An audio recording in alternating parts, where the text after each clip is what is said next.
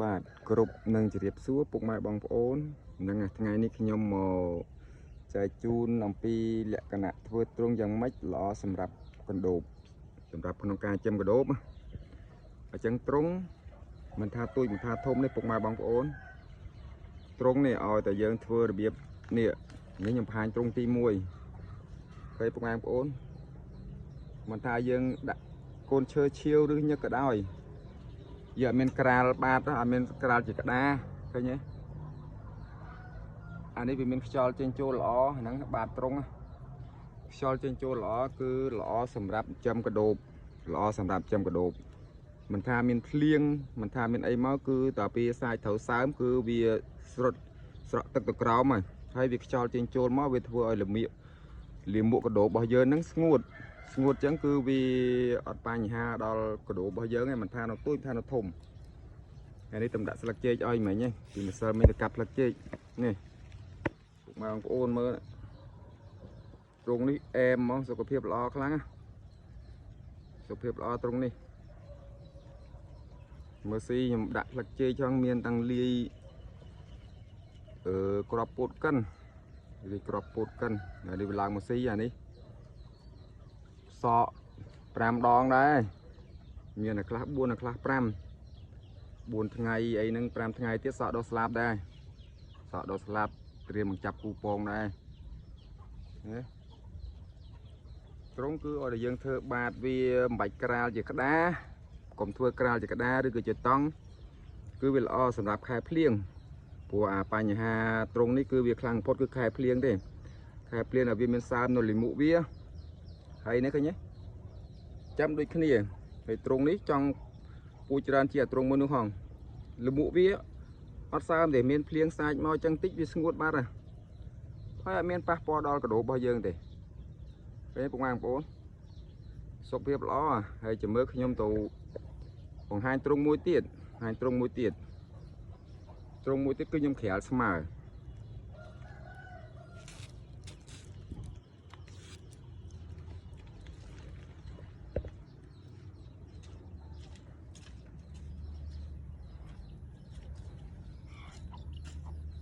នេះទ្រង់មួយទៀតអានេះសក់ដល់ស្លាប់ហើយប៉ុន្តែអានេះខ្ញុំក្រាលជាដូចខ្ញុំបង្ហាញសារមុនហ្នឹងឃើញទេនេះទ្រង់របៀបនេះគឺវាប្រឈមហានិភ័យនៅពេលដែលខែភ្លៀងឬភ្លៀងហើយទ្រង់នេះខ្ញុំទៅកាប់លាមកបាន2ថ្ងៃឯងហើយជាមួយពុកម៉ែបងប្អូនទៅមើលលាមកវាសើមហើយធ្វើឲ្យកណ្ដូបយើងងាប់នេះពុកម៉ែបងប្អូនឃើញអត់វាសើមហ៎វាអត់មានខ្យល់ចេញចូលមកហើយវាមានងាប់មែនខ្ញុំមិនដឹងទេប៉ុន្តែខ្ញុំធ្វើត្រង់អញ្ចឹងសម្រាប់ព្រាយ view ប្រាប់ពុកម៉ែបងប្អូនប៉ុន្តែមើលកណ្ដូបពុកម៉ែបងប្អូនមើលសក់ដូរស្លាប់ហើយណែនត្រង់ប៉ុន្តែត្រង់ដែលយើងធ្វើបាតពីក្រោមគឺប្រឈរនឹងលាមកវាសើមដល់ពេលលាមកវាសើម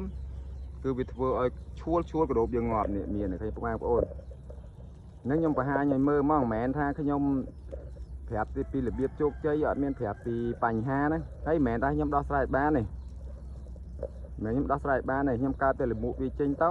ហើយខ្ញុំជប់ប្រើអារៀនក្តារហ្នឹងគឺវាអត់មានប៉ះពាល់ដល់កណ្ដូបរបស់យើងទេដោយសារវាអត់មានខ្យល់ចេញចូលអុកស៊ីសែនពីក្រោមមកអញ្ចឹងវាឈួលធ្វើឲ្យកណ្ដូបយើងងាប់តែវាមិនងាប់ច្រើនទេវាងាប់ឈួលអាម្ដុំគៀនហ្នឹងកន្លែងសើមហ្នឹងវាងាប់4 10 20អញ្ចឹងណាក្នុងមួយថ្ងៃ4 10 20អញ្ចឹងណាទងំវាសក់ដោះស្លាប់ងំយើងកាប់លាមកប៉ុន្តែមើលខ្នាប់អានេះអាយុបាន22ថ្ងៃនេះហើយ22ថ្ងៃហើយវាចាប់ផ្ដើមសក់ដោះស្លាប់ហើយ22ថ្ងៃចាប់ផ្ដើមសក់ដោះស្លាប់ពុកម៉ែបងប្អូនហ្នឹងថ្ងៃនេះតិចទៀតផាយជាសក់ដោះស្លាប់ខ្លាំងនោះជាមួយខ្ញុំទាញមើលឡើងណាទៅសក់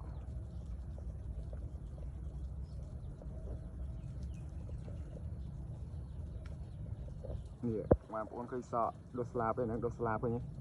វាចាប់ផ្ដើមដោះស្លាប់ហើយដូចអានោះវិញណា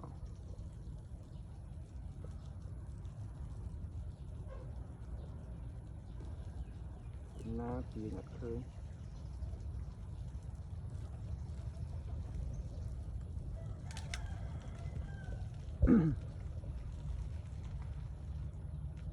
Nếu cái phục mai cấp bong ôn khơi nhé về anh đang đốt slab anh đang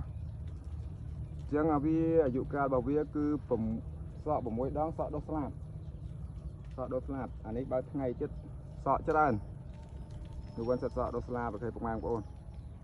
vì sọ tăng pi mà sal mấy nhá vì sọ tăng pi mà sal mấy tại vì sọ mùi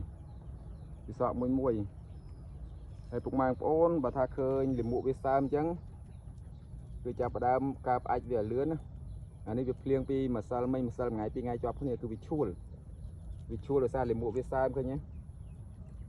em mẹ ta nhâm tôi ăn cá đây nhâm cá liềm mụ bị chênh hay giờ là xa cá bởi liềm mụ dân sam chứ anh ấy việc ngọt tăng pi mà sal mấy ta nhâm mặt cá phải nam muối pi mà sal mấy nhưng mà toàn bạn đã từng nơ và bạn đã từng nơ chẳng hay nhưng đã sạc chê trơn cứ việc cần miền là class cân ngọt class tiết si khi nếp lớn lẽ mong ngọt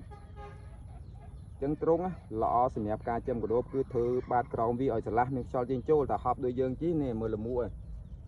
sao ít châu mà lần chul tiết cạp lâu này đã cạp thế vì ngọt vì mình ngọt chứ đó vì ngọt mà ngay buôn pram nhưng mà mới một mang bộ sọ đồ slab ngay ní khăng nè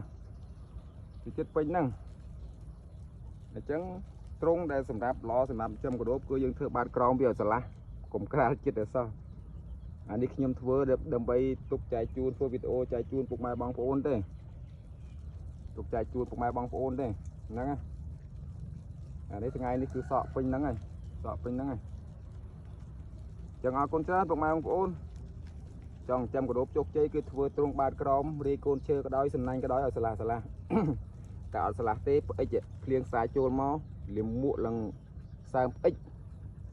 ហើយតែសើមចឹងគឺកដោបយើង10ទ្រង់ទាំង10ទ្រង់គឺបញ្ហាប្រឈមនឹងការងាប់ហើយមើលពុកម៉ែបងប្អូនមកនេះសក់ដុសស្លាប់មុននេះមើលធំមកពូជល្អណាចឹងអរគុណច្រើនពុកម៉ែបងប្អូនហ្នឹងហើយថ្ងៃនេះចង់ review អំពីទ្រង់តែប៉ុណ្្នឹងទេទ្រង់បាតក្រមពុកម៉ែបងប្អូនធ្វើឲ្យស្រឡះគឺអត់បញ្ហាដល់កដោរបស់យើងទេតែបើយើងធ្វើបានរៀនដូចខ្ញុំពេញហើយយើងអាសាកើបអាចពេលដែលវាលមួកវាសើមគឺយើងអាសាកើបតែអត់ទេងាប់គឺបញ្ហាទ្រង់តែប៉ុណ្្នឹងទេអរគុណច្រើនពុកម៉ែបងប្អូនហ្នឹងហើយជួបគ្នាវីដេអូក្រោយទៀត